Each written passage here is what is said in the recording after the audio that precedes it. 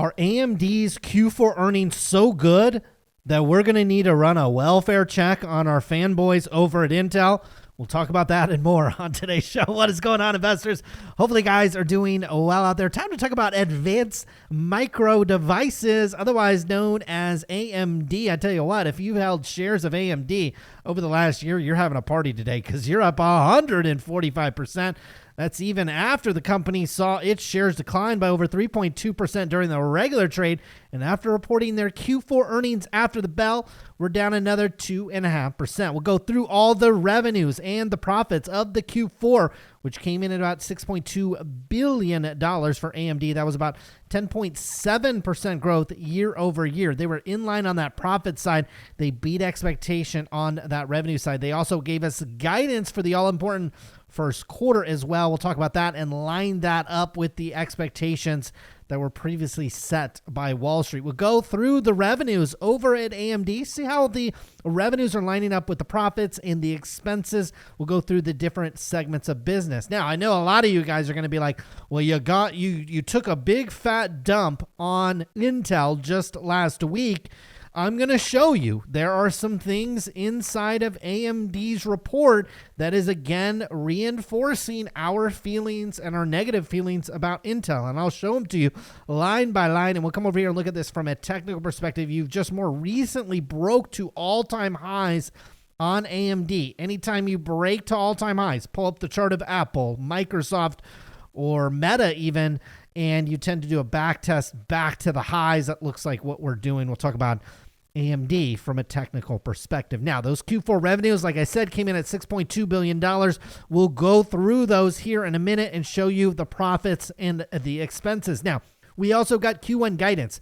$5.4 billion. Consensus estimate was closer to 5.75. On the high end was 6.2. The low end was 5.4. So this is disappointing for Wall Street. This is why, in my opinion, you're seeing in the after hours shares of AMD slipping by about 4.2%. Again, during regular trade, you're down 3%. So you're slipping about 7% over the past 24 hours on AMD. A lot of that has to do with this first quarter guidance. Not really that great. Now, they did say plus or minus $300 million. I tell you what, you come in at $5.1 billion next quarter, shares are going to be materially lower at AMD. But if you come in at 5.7, surprise back to the upside, back to where expectations were, things will probably be all good at the chip maker. Now, come over here to your net revenue, $6.2 billion. That was higher than last year's quarter where you were at 5.6, and they also give you this middle quarter. So the quarter before this one, Q3, essentially coming in at 5.8. Gross profit is just steadily ticked up from 2.4 to 2.7 to 2.9. That's billions of dollars. And then finally, you have your gross margins getting back up into really the high 40s. You'd love to see these tick back up into the 50% range, but I just don't think it's possible with the competition out there. Intel obviously struggling with some of their line items. They're going to keep margins probably relatively low in the shorter term. Research and development, 1.4 last year up to 1.5, basically in line with the previous quarter. Your marketing spend not ticking up a whole lot. Amortization, which is a non-cash charge, you could, if you wanted to, I guess, add that back into your operating income, which came in at $342 million in the most recent quarter. Last year, you were negative. So the chip companies have come a long ways, particularly AMD. Last year, you were losing money. This is one of the reasons why shares of the stock are up 145%. The fact you've spun from 149 negative all the way to 342. Even last quarter, you were at 224 million. Now, moving down to the all-important balance sheet, and this is as clean as it gets in the chip-making business, right? You've got plenty of cash, well over $5 billion, balanced off by not a lot of debt. Just run so efficiently from a balance sheet perspective, cash flow perspective. Even when they've had rough quarters in the past, they haven't had to absorb a lot of debt like our friends over at Intel. Now, here is where you are going to be able to separate and see the difference between AMD's strategy of being a chip designer. I keep calling them a chip maker. They more or less design the chip, and Intel, which wants to design the chips and make the chips, which I think is going to be a strategic mistake. That business model is antiquated, and there's a reason why All these chip designers have moved away from the fabricating of them because it blows up your cash flows and blows up your balance sheet. Now, for the 3 months ended, you pull down a net income number and you see your net cash provided by your operating activities. Last year, it was a little bit higher at 567. This year, down to 381. That's on a quarterly basis. For the full year, you've ticked all the way down to about $1.7 billion. For Intel, that would be a big problem because Intel spends $25 billion, nearly half of its revenue, they spend on property, plant, and equipment because they are trying to become a fabricator and a manufacturer of chips.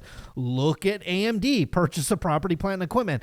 Just $140 million in the most recent quarter, just $540 million over the last year, just a fraction of the amount that Intel has to outlay. Now, some of you are going to say, well, they're going to become the next TSM. Well, maybe if they do, that's great. But if they don't, in the meantime, you are blowing up your cash flow and your balance sheet. So it allows AMD to have rather thin operating profits, but the fact that it doesn't really have to spend money on anything else has allowed the company to buy back about $1 billion worth of shares over the last year. And we see in the most recent quarter, they actually increased their cash by $372 million over the last year. You've burned through just $900 million in cash, which again, if you come over here and look at the balance sheet, nothing really overly concerning. Now, down to the segment results at AMD, it pretty much proves to all of us and even the most staunch Intel supporters that they are eating this company's lunch. Look at your data center and AI. I hear about Gaudi 3,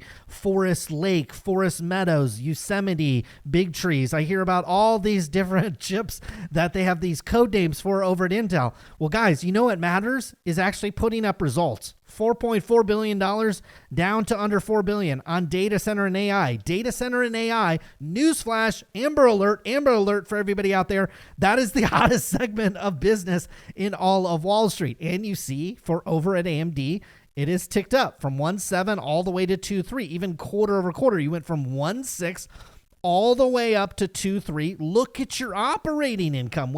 It doubled. Like it literally doubled quarter over quarter from 306 all the way up to a pretty unlucky number at 666. You got your client. This is your bread and butter kind of PC business. It is actually up year over year from 903 million up to 1.5, even quarter over quarter, staying relatively stable. We come over here. You're seeing a similar story as it relates to Intel. And so both companies absolutely seeing the benefit of client computing and your bread and butter PC business come back, although your margins at this company have slipped. Your gaming divisions, at least on the hardware side, looks like that's kind of peaked out, but it's relatively steady from an operating income perspective. Your embedded business, this is your custom silicon, seeing a slowdown there over at AMD. Probably not the best sign, but still a wildly profitable business, at least from an operating income perspective. Everything looks pretty good at AMD. Not great, but pretty good. And in the context of the shares rallying over 100% over the last year, you'd actually want these shares to take a little bit of a breather. We reached all-time highs over at AMD.